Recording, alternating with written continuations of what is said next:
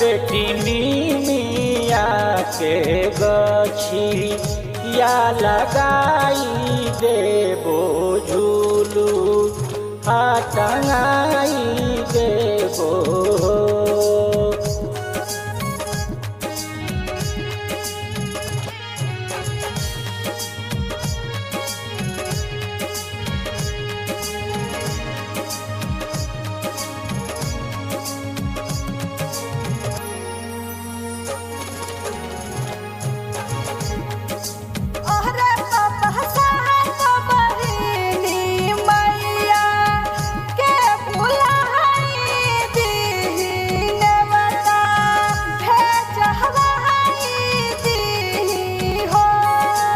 अरे बेटी सातो बहिना मैया के बोलावत बानी नेवता हम भेजावत बानी हो।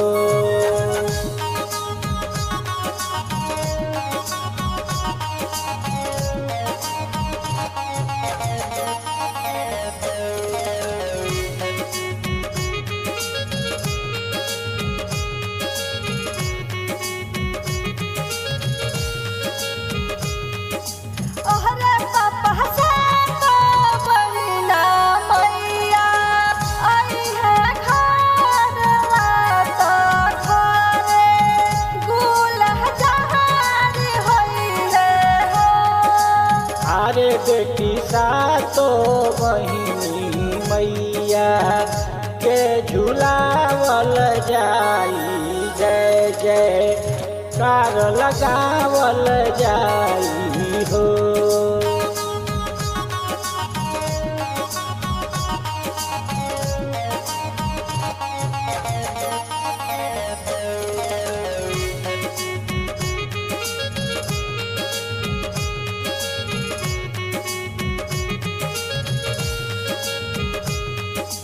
यारे बेटियो गजेंद्र बाबा से पाठ करावल जाई संगीत से गवावल जाई हो।